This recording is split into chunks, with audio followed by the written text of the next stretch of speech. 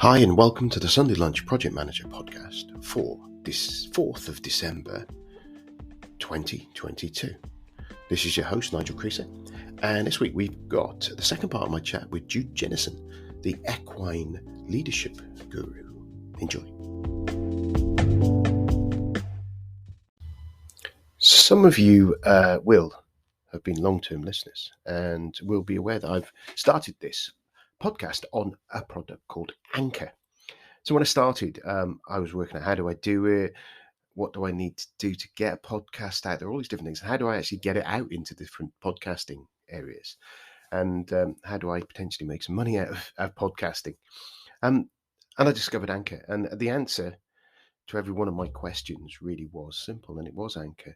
Anchor provides a one-stop shop for recording, hosting, and distribution your podcast if you're interested in doing one.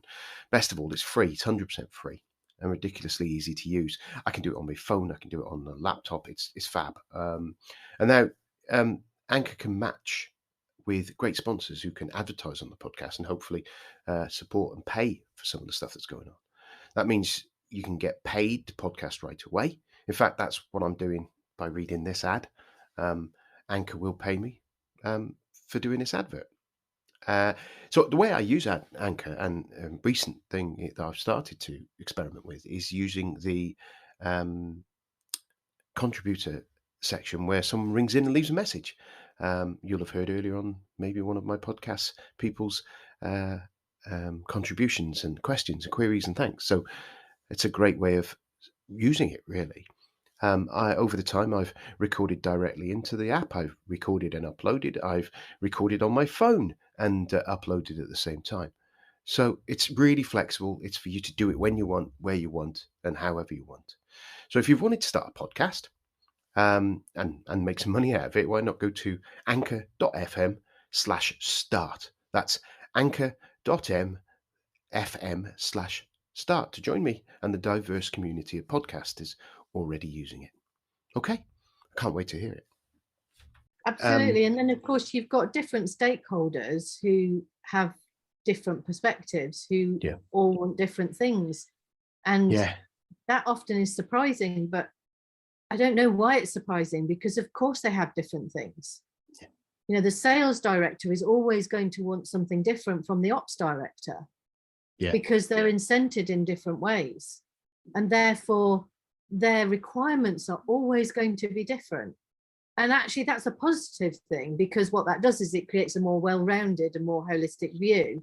So I think this is where as project managers and as leaders, we need to be able to develop those skills of uncertainty and the skills to be able to say, okay, so if you want that, tell me why you want that, and be really curious. Because what we tend to do is we make judgments really quickly. And of course, in uncertainty, those judgments are based on very little foundation. So, and then what we tend to do is we make a judgment about what we think is true based on a set of assumptions that may not even be documented or well thought through. And then we look for evidence that proves our point, because we don't like to be wrong. So we look for that evidence. And we do this on social media as well, and we discard anything else that disagrees with it. And if you look at, most science, you could argue most things, and you'll find scientists that could argue either way on virtually any topic.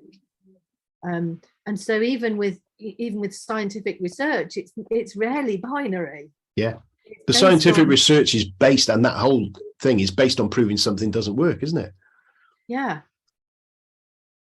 Or based on proving that something does work within a set of circumstances. And I think one of the things that we can easily overlook here is that as human beings, we're much more complex. We're not binary. And actually project plans, we like to think, here's 120 lines, or it's going to take 120 days and plus X for contingency or whatever it is. If we've got a plan and we can follow that perfectly, then that's the job done. We have to take into account the fact that we're human beings and that we have an emotional response to change, that we have an emotional response to uncertainty, that we have an emotional response to the new person joining the team who we may or may not like for whatever reason. because we might not be a good values fit, or we might not just instantly click. So the human side of how we influence each other is nearly always overlooked in a project plan. But it's fundamentally at the core of the ability of a project manager to succeed.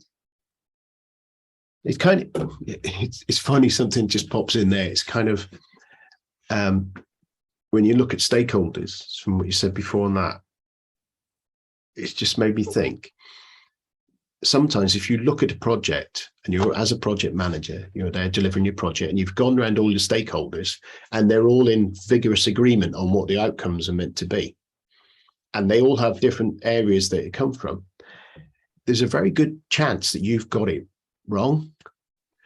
What do you mean? It's that if you've had that conversation, to say there's 6 senior stakeholders and all of them absolutely are on board, it's kind of a red flag in some ways, because those human elements that you talk about there and their different perspectives would make something, it might only be mine, but something that they would say, but yeah, that's, yeah, fine, that's the nice direction, but we need this bit as well, or this bit's more important to me. And if they're all saying the same thing, there's a good chance you've missed, or you're asking the wrong question.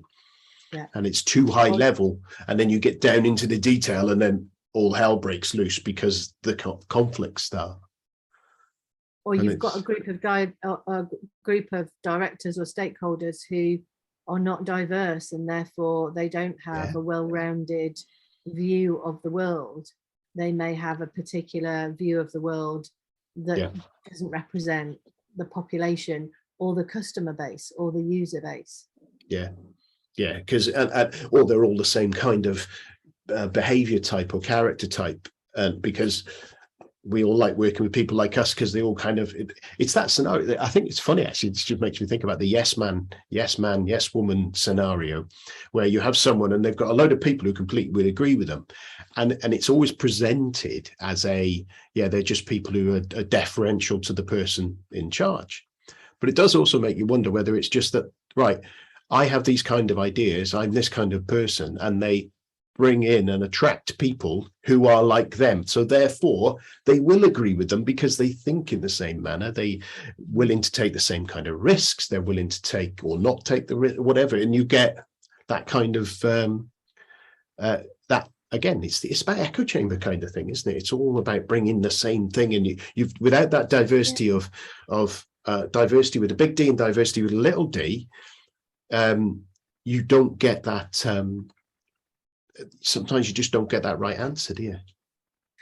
No, and I think the thing here is that it's difficult to work through our differences of opinion. Yeah. It's so easy to agree, and it means that I can do things. I might think that I can do things faster if my team around me agree with everything I say, because actually it's time consuming to stop and have a debate. Yeah.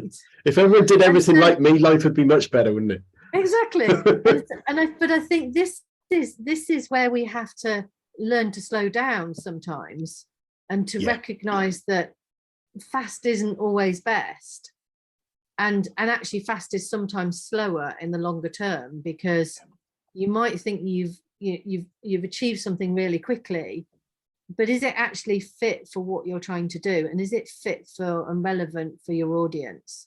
And does it move the organization forward? Or does it improve technology, or whatever, whatever kind of project you're running? And so, of course, we all want people around us who say, oh, yes, Jude, yes, Jude, yes, Jude, because that makes my life easier. But in reality, it doesn't longer term. And if somebody's going to call me out and say, hang on a minute, Jude, I don't think that's the right thing to do, I need to have the skills to be able to be curious instead of irritated. Yeah. Because and that's a really good point. Yeah. Because instantly I want to shut that opinion down. Yeah. Because I've got 1,001 things on my to-do list to do and haven't got time for a debate. And so you can see how levels of frustration and irritation can grow when people say no, or when they bring a different point of view. But actually those debates, we need to start seeing them as useful and healthy and helpful, so that we consider things from different perspectives. because in the longer term, that actually speeds us up. That what it also means is that if I know I've got someone on my team who's going to call me out and say, hang on, Jude, I think you're heading down the wrong route, I can actually go faster if I've got one of those people in my team. Yeah. Because I can start to trust that if I'm heading off in the wrong direction, somebody's going to call me out. And actually, I tend to build teams in that way with people who are going to call me out on stuff, because that way I know that I can go headlong. And I am someone that works at 300 miles an hour, and I can go off really fast, knowing that someone's going to go, hang on, Jude, either too fast or wrong direction. And I then have to go, okay, stop. What are you seeing that I'm not seeing? And be really curious, even though I don't like it. Even though I might want to be irritated and frustrated, we need to manage our emotional state and really replace it with curiosity. I think curiosity is a really underrated skill in our leadership, no matter what your job role is. I think it's, and I think the thing is it's a weird one, but as a society, and I've got 10-year-old and a 15-year-old, kids have had curiosity, maybe less so now, but it gets a little bit knocked out of you, doesn't it? It's kind of, stop asking why. And I was on another conversation the other day, and we were talking about the fact that why such a powerful word when trying to understand what other people are doing or asking for or want. And it's using it over and over and over again to get there. And I think I just that whole thing where you say, I love that phrase that you use there, when someone, I've even written it down. When someone disagrees with you, that you should become curious, not irritated. I think that's a fantastic way that you put that across, because I do that myself. And I know I can get frustrated with, just make the decision, just do that, we'll do that, it's dead easy, surely. I can see it a mile away. And when it's not there, and there's someone diving down into more detail, because they're more detail orientated than me in this particular instance, I can sit there getting frustrated and annoyed, instead of, as you say, sit back and go, why are they concerned? Should I be? Why are they asking that question? What is it from their point of view? It's unlikely to be that they're stupid. It's more likely to be that they have a different lens, or something I've missed. And I've had people working with me in teams, I've mentioned them before, who are kind of opposite to me in their style and the way that they think things, and we're able to kind of tamp, like you're saying, just hold me back a little bit. They'd be my conscience when I was charging off in the wrong direction, or with too quickly, or whatever, as you say. And I think that finding people like that who you can build such a strong relationship with, that they can grab you by the head and say, stop it, you're doing the wrong thing, without and you would feel uncomfortable, but you know that they're doing it with love in their heart to save you and them from getting somewhere. And I heard a story about the Wright brothers, that there was some situation and they were having a screaming argument at each other, and someone said, well, how can you do that? How can you work together like that? And I said, well, that's making sure we weren't having there was nothing at the end of it. It was how they discussed a problem that they had, because one of them vehemently disagreed with what the other one was doing, and they were absolutely comfortable with telling them what they were doing wrong. And they would argue about it, and then they go, right, okay, there's the decision. But they were firm, and to others it might have seemed like an argument, but it was a firm conversation. And I've had people I've worked with where we've kind of stood up, kind of toe to toe, and they were telling me I was wrong, and they told me I was wrong, and they had a go at me I was wrong, and we had fruity language when we were doing it. And they spoke to me later and apologized, and I said, don't worry about it. I know the reason you do it, and actually you were right. You were trying to make the point with me, and you cared about it, and you were right. So that person, brilliant person to have on my team. Yeah. And I think the interesting thing here as well is that the dynamics of relationships are complex, because with some people, it's possible to have that really healthy debate where neither person takes it personally and it looks like a real ding dong. Yeah. But because nobody's taking it personally, what it actually creates is some energy, and it fuels passion and creativity, and some really good positive stuff can come out of it for those two people if it works for those two people. Yeah. But if there are other people around you that are unnerved by that, then we also have to think about, well, what's the impacts that we're having of that? So I have somebody that I work with on a regular basis in my business, and he and I have some real humdingers of debates and we can get really heated because we're both passionate about it, and we often take the opposite point of view. And at the end of it, we always come to some consensus. We always come to a decision that is rarely my decision or his. It's usually a combination of the two. And it's usually something that's vastly different from what we would have come up with individually. Yeah. And because we don't take it personally, we can have that really healthy debate. But we can't have it with a wider team around us, because actually I find that particularly some of the younger members of my team will find that more unnerving. Yeah. And so that's a debate that he and I would have when there's just the two of us. And we're always needing to think about what's the impact that I'm having and what's the impact that I'm wanting to have, so that I'm engaging people and making them feel comfortable around me, recognizing that uncertainty is already creating discomfort. So our job as leaders is to also create comfort as much as we possibly can to keep people with us. And, you know, going back to where we started around employee turnover, if we can't make people feel comfortable and safe, even in the midst of great uncertainty, they will leave. Yeah. And actually, it's not because they're not talented, and it's not because we're not talented. It's just that the impact has just not been a good fit. Yeah. So continually need to look at, am I getting the impact that I want to have? And this is one of the things that, you know, I find working with the horses all of the time. The moment somebody walks through my gate, they have an impact on the horses. So as a team walk through the gate, the horses, if the team are exhausted and on their knees, which I've had quite a lot recently, the horses will all lie down.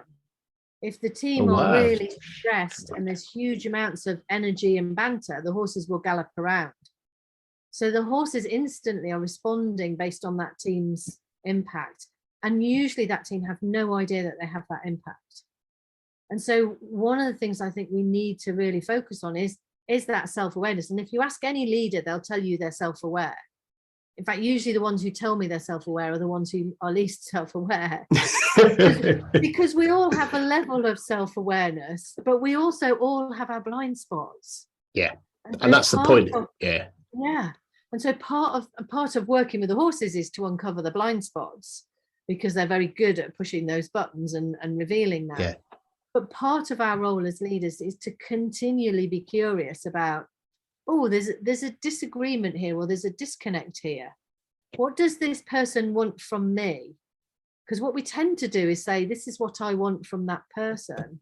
And I think we need to keep flipping that on its head and saying, what does this person want and need from me as a leader in order to feel safe to engage, in order to have that conversation that enables us to collaborate in a way that works for me and for them.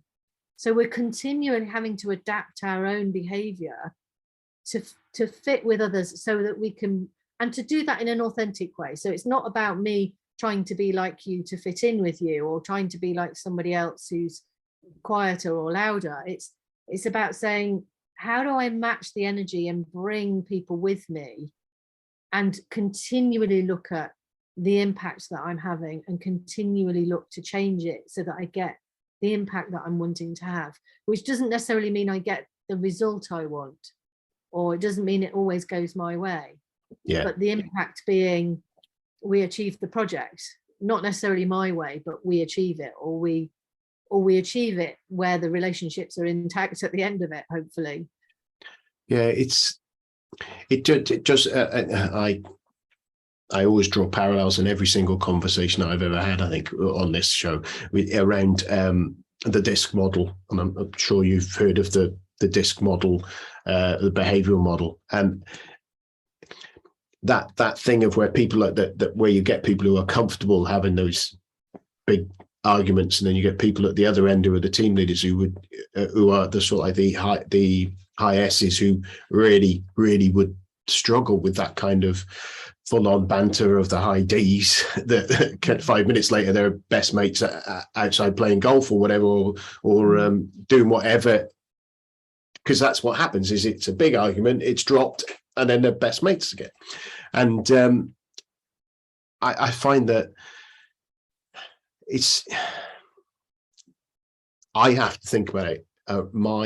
And I don't do it enough, is about my behavior and how I influence other people. I still think of myself as the newbie, I'm still that 20-year-old who was doing stuff there. And I think that's part of the problem as well.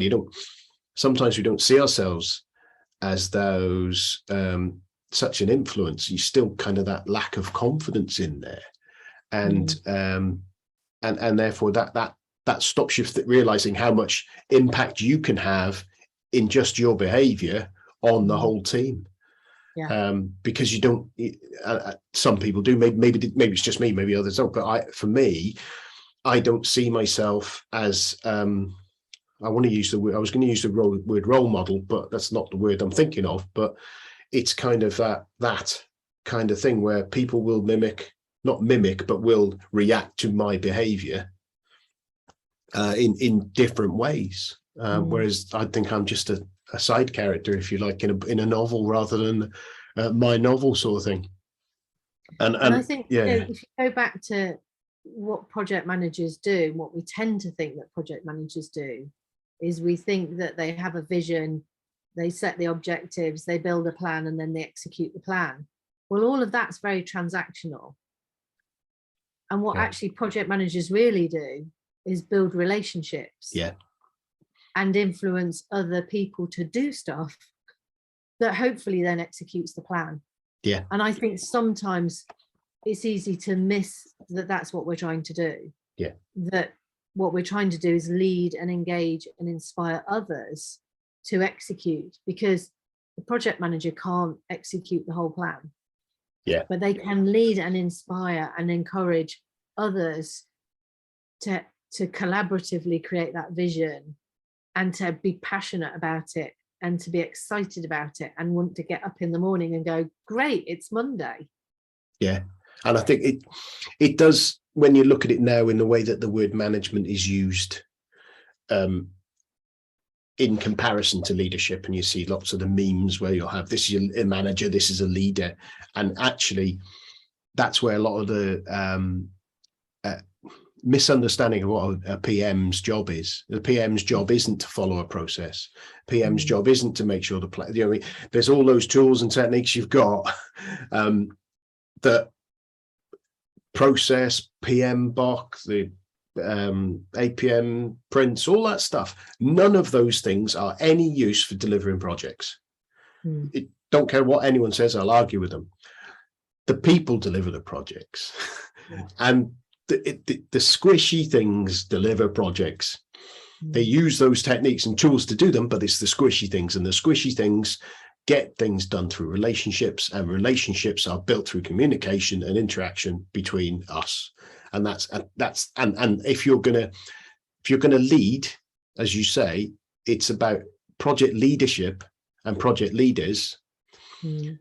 I've seen it before. A project lead is seen as a subservient role to a project manager, because it's seen as a more sub-project manager I've seen in some places. And it's kind of like, actually, we're project leaders. We don't manage a project. We lead a project, as you say. And it's about taking people with you, taking your sponsors with you, take your team with you, take your suppliers with you, take your consumers with you, and lead them to the conclusion of this project. You don't manage them. You don't corral them into it. You're actually just going, come on, let's go. And it's kind of goes there. I'm just noticing now we're coming up on an hour of recording now, and we haven't really talked about the horses much. It's just how these things go anyway. But do you want to, I'm intrigued and understand, I'm fascinated by the thought of just talk to us about if someone was coming along and working with you and working with your horses, what would they expect? Or is it all secret and a big surprise? No, it's not secret at all. I mean, I share regularly on LinkedIn examples of people working with the horses. The horses respond based on your non-verbal behaviour and communication. And usually when I say that, people sit up straight because they think it's their body language. But actually, it's so much more. Yeah, it's so much more than that. It's what you're thinking, what you're feeling, your energy, your emotions, your intentions. It's almost as if they're mind readers. Of course, they're not. But energetically, we change our energy different according to different scenarios and circumstances. And so the horses respond based on that. And what they're looking for is three things: clear direction. What are you asking me to do? Strong relationship based on trust and respect, and free will to choose whether they engage or not. And if you bring all three of those things, the horses will engage and come with you. And if you don't, they plant their feet and refuse to engage, which is pretty much what happens in the workplace as well. Because if you think about the best leaders that we want to be with, they're ones who are really clear what they want us to do. And we have trust and respect and a good relationship. And we feel like we have free will rather than being dragged or coerced or forced into doing something. Yeah. And so what the horses will do is engage and come with you willingly, or they plant their feet and refuse to engage. The other reason why they might refuse to engage is if your behavior is not congruent. So if you're thinking this horse doesn't want to move, but then you go up to the horse and say, come with me, there's a mismatch between what you're thinking and feeling versus what you're asking. And they sense that. And if you think about that, as humans, we do too. So if you ever meet somebody and you shake their hand and you think, oh, there's something about this person that's just not quite, I can't put my finger on what it is, but we have that sense of, is there something about that person that just doesn't gel? Probably their behavior is not congruent. They're probably hiding behind a mask and not being honest or transparent. And therefore we can't build a relationship with them. And so we'll tend to avoid those people. And we'll try and do it in a polite way. The horses aren't polite. They'll just plant their feet and refuse to engage. And so it's the most revealing feedback you'll ever have, both about where are you strong as a leader. So, when you bring confidence and courage and clarity and relationship, they'll come really willingly. And that's really empowering to know that 800 kilograms of sentient being with a strong opinion is coming with you. And then if they're not engaged or they're not inspired by you, they just won't come. And if you try and use force, particularly with my mare Callie, she'll headbutt you. So she won't be forced, she won't be coerced. And many have tried, believe me. So when people take a shorter lead rope or they try and yank her, she'll headbutt them and say, not that. And of course, we can all think of somebody in the office that we'd quite like to headbutt or see headbutted by a horse. But and maybe I've got a list. And maybe some of your listeners are the ones who, will need the headbutt by the horse. And goodness knows, I think I've been headbutted a few times by the horses. So, we're all capable of bringing things that other people are saying, no, not that. Yeah. And the difference is people will go along with it for a period of time because we think we should, and the horses won't. So it is the clearest feedback you'll ever get, but it's the clearest feedback without an agenda other than, are you safe to follow as a leader? Are you someone that makes me feel like I want to come? Am I compelled to come with you? And so it has no agenda other than that. Whereas when we give people feedback in the office, if you think about the aggressive person in the team, everybody wants the aggressive person to be less aggressive. Yeah. Well, firstly, the aggressive person doesn't think they're aggressive. Secondly, they don't know any other way, and they think that you should behave in a different way, not them. And so we hit this impasse where nobody changes their behavior. Whereas when a horse is aggressive with me, my first thought is, what do they want from me that I'm not giving them? So when I took on a horse years ago who pinned me against the fence and snapped at me with his teeth, never bit me, but snapped at me, my first thought was, yikes, what does he need from me that I'm not giving? I'm not creating a scenario where he feels safe. Therefore, I need to do something different. And I completely changed my behavior. And as a result, he's a completely different horse. And so I think we need to do more of that in the workplace. And that's why I work with the horses, because individually you get to see one-on-one what do you like with a horse. When you start to then work as a team with a horse, you get to see all the default patterns of behavior that show up in a team. So, you know, who's the joker that gets distracted and wanders off? Well, as soon as that joker wanders off or gets distracted, that's what happens with the horse too. Yeah. Or where is the communication not effective enough? So the person who's leading from the front is not being given feedback from behind, from the wider team, and therefore they keep turning around and getting involved in the detail because nobody's telling them to back off, or nobody's giving them feedback and saying, don't worry, here's a problem that we're dealing with, but we've got it. We don't need you to get involved. So a lot around how do you empower people? How do you get people to step out of the detail? Pretty much all of the things that we grapple and struggle with in our leadership of each other in the workplace, all of those things show up around the horses. And so we reveal them so they become much more conscious, and we start to look at, so how does the aggressive person who gets headbutted by a horse, what else have they got that is not aggression? And usually what you find is that if we flex our style, the horses will then engage. And so people quickly learn how to change their behavior, because I think that's something we don't know, how to change behavior quickly. And so we don't change it. We stay with the same old patterns of behavior. Yeah. Working with the horses, people learn, if I recalibrate or I just shift my behavior or my attention slightly, it can have a dramatic impact. And to then realize that whenever, so now, for example, whenever something's not working or a relationship is just not quite in flow, my first response is, what do they need from me? And to change my behavior, because if I want to change somebody else's behavior, I have to change my own. Yeah, that's the powerful thing, isn't it?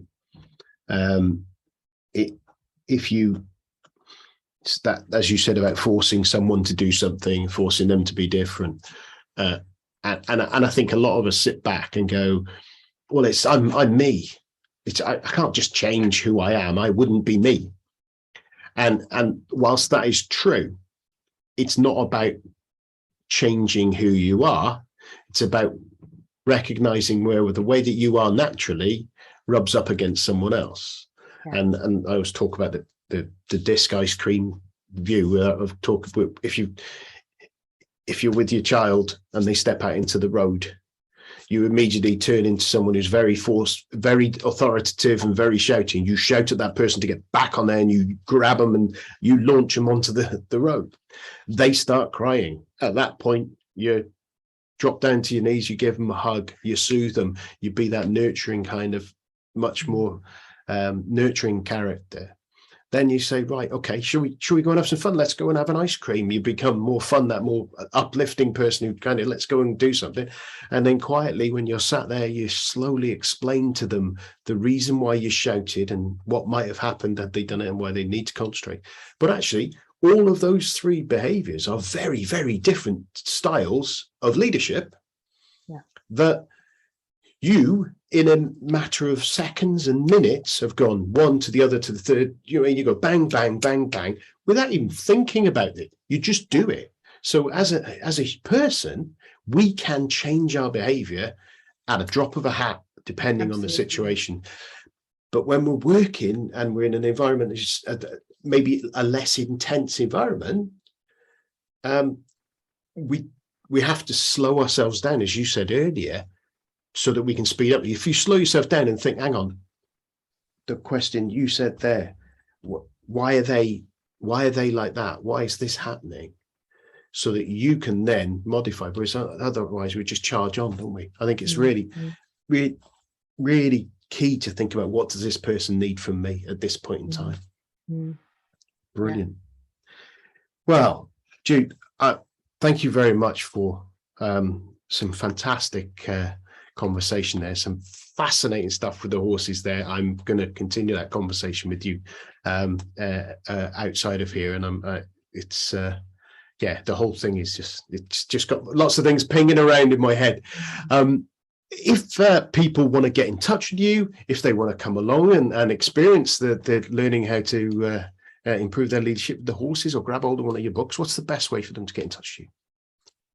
Probably my website, judejennison.com. So you can find links to my books on there. You can find out about me. You can find out about my work with the horses, or on LinkedIn. Connect with me on LinkedIn, Jude Jennison. It's the best thing about my name is it's unusual enough that you can find me easily on LinkedIn and pretty much on any social media platform. Yeah, I have the same sort of thing. It's quite useful, isn't it? Well, it's brilliant. So what I'll do, I'll put links in the show notes to both of those anyway, so people can get hold of you. So all it leaves me to say is thank you very much for giving me so much time and imparting so much knowledge and information there. It's been a brilliant conversation, and have a fantastic rest of your evening. Thank you very much, Nigel. Thanks for having me. Cheers.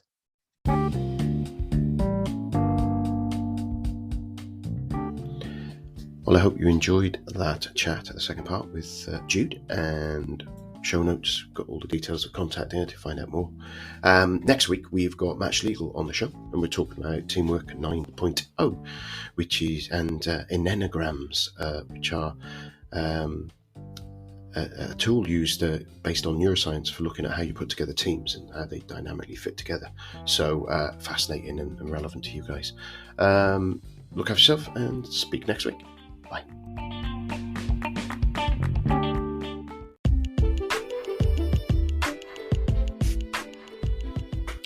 Wow, you made it this far. I'm guessing that you enjoyed the show if you have, or maybe you've just left it playing in the background and forgot it was on. But if you did enjoy it and you're inclined to, I'd be delighted if you could share the show with your colleagues. Discoverability with podcasts is quite difficult, especially with a niche one like this. But sharing with your colleagues and letting them have a chance to listen to these fantastic guests would be brilliant. If you've got time, a review on whatever platform you listen to it on would be great too, especially if it's a 5-star one. Again, that makes it easier for people to discover the show when they're searching on there, because the comments raise it up the old search engine optimization on all the different tools. If you are feeling flush, I have a couple of ways you could contribute. One is Patreon, Patreon/SundayLunchPM, and you can donate some money to the podcast that way, or you can jump along to my